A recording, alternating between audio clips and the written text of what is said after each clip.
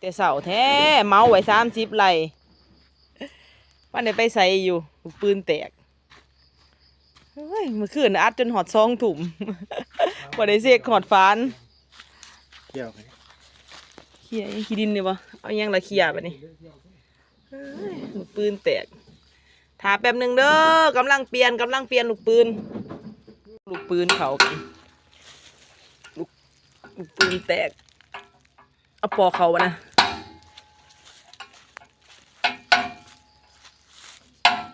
ตอกลูกปืนเขาเอาดีๆได้เขาพิษทางเขาพิษทางเหลือใหม่อีกได้เป็นสี่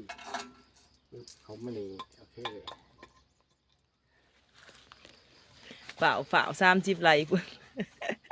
พวกเมายำเจ้าแถ่แหละ